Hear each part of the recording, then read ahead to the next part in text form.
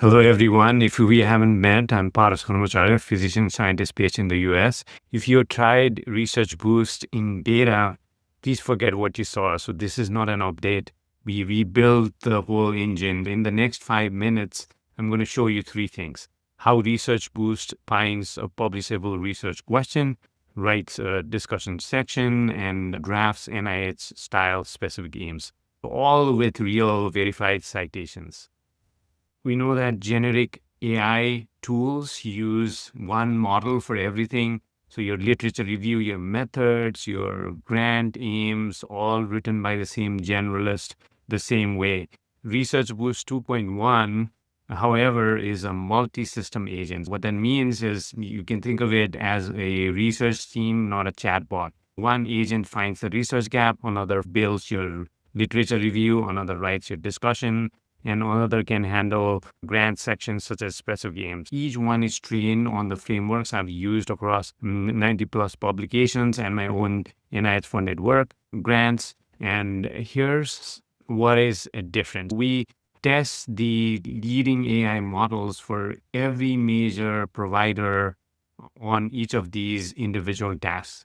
Then we assign the best performing model to each step.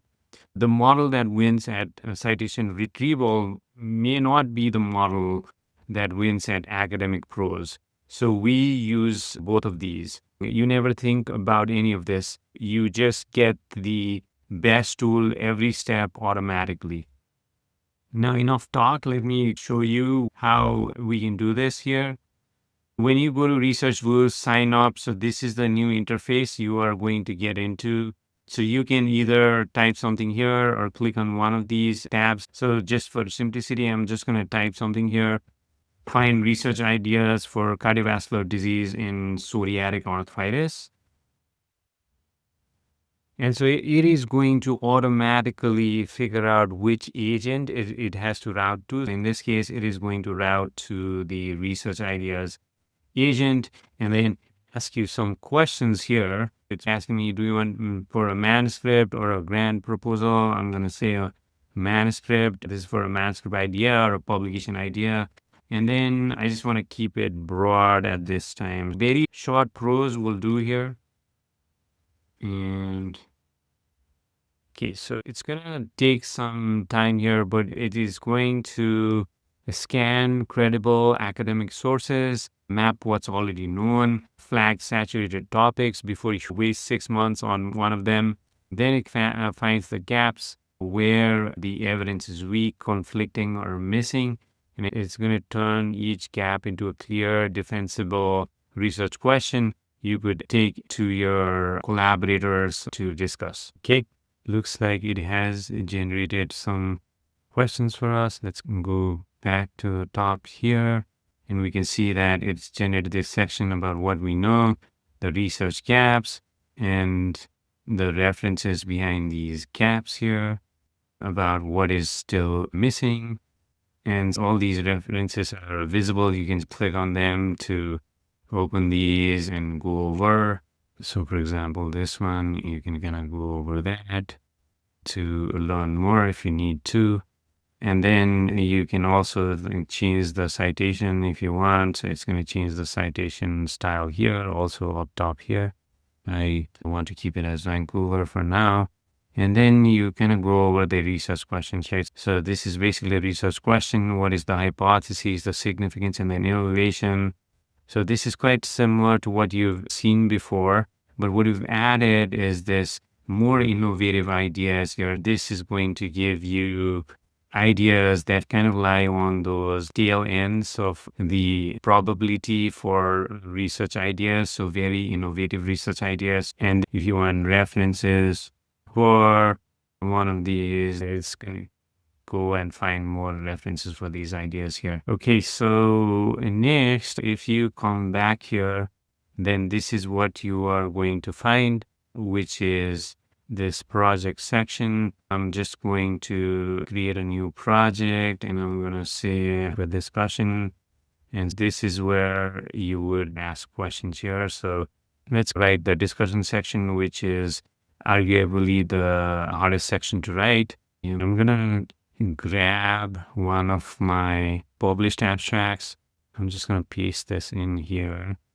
And then let's just say, okay, write the in discussion. I can attach my own abstract or my rough notes, my results, and then extracts my key findings, places them against the published literature, and builds the structure the journals would expect. So summary of findings, comparison with prior studies, and all of that. But before that, it's giving me the structure, so objective, the key findings, and then it's asking me the target journal. I'm just going to say dose word for the sake of time. And so, so it's inferred these things. So you would definitely want to make sure that you fill those things in and try to answer as many questions as possible. And so when I say ask it to go forward, so it is going to look over the published literature, build the structure the journals expect, summary of findings, comparison with prior studies, implications, limitations, with inline citations woven in. Great. So we got our tables here after it went over the literature search for our 3 key findings, and those were these 3 key findings. So it's kind of searched the literature for each of these. We kind of have those 3 key findings, so you can go over these and what's the argument for this particular study, and then what's the relevant snippet in that study that it found. So you can scroll through this and look over it. What's the data set? What's the setting, strength, limitations? So all of those are here. Same for key finding 2, and then key finding 3 similarly. So it's going to find anywhere from 25 to 30 studies on average for each of the key findings. And then currently it is writing the manuscript, the discussion based on your provided input, as well as the what I call the discussion matrix or the summary of the literature that it's found. Okay. So as you can see here, as soon as the discussion is generated, you will see this editor that you can drag or reposition. You can even collapse this left window if you want more space. And then this is completely editable, and you can see the references here. So you can hover over these references, and these are all going to be clickable. Everything is verifiable here. So again, the same thing here. So you can if you want to change your citation, let's say to this one, it is going to change the citations here as well as the citation style up top here. Let's keep it Vancouver. And then if you want to copy the citations, or if you want to download it in BibTeX to upload it to something like Zotero, you can do it here. You want to copy everything from here, you can do that, but I would advise that you can work on the editor here. Let's say if you want to edit with AI, you can highlight a text, and then let's say, okay, we use the concise, and then it's going to give you the revision. Okay, so this is what it's suggesting, and you can either accept or reject it. I accepted it. This section, you can also look over the citations here, and then the references are going to be at the bottom. So you can just hit export, download as PDF or Word. You're going to have this discussion section ready for you with all the citations and everything else, in-text citations. And then you have these references at the end with clickable links here. And the grant writing works the same way. So let's just create a folder, and then let's say write specific, let's say I want to write a specific names piece from my grant. This is going to be this. I'm just pasting one of my ordered grant aims here. Ideally, you would want to give it everything, but then it's going to chat with you to get more input about things that it needs to clarify.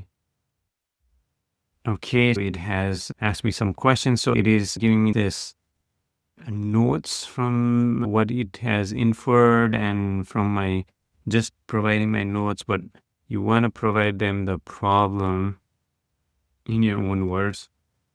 Gap. And then what's the significance of your research, your long-term goal, objective, central hypothesis, but you cannot infer these things. Just make sure these look okay to you. And then these were the specific aims I provided. You want to say which funding agency or mechanism you're applying to. And then I'm going to say looks good. For the simplicity's sake, I'm going to do that. But again, you want to go back and forth multiple times to make sure that these look okay to you. So whatever you feed it is how the output is going to look. I did provide it detailed notes, but these other things that it's asking for. And then there are some strengthening suggestions that it gave. So these would be pretty helpful to answer. So now that you've provided this, it is going to review the literature and find relevant studies, and then try to assemble this into a format that is and draft a specific aims page that you can use as your AI draft, and you can edit it to make it your own. Okay, so we have the draft aims now again. So I'm going to collapse this and again show you like how polished this is, and definitely a great starting point for your specific aims page. And then you can go over these, and again, like you can edit whatever you want to edit here. So you can free text edit or edit with AI, and then export it. So Word or PDF. So that's what all I had to show you, and I would invite you to try it out again, or better, just join me live on July 25, where we would write a grant proposal together. July 26th, your manuscript, or just bring your own project. You'll leave with real progress, not just notes.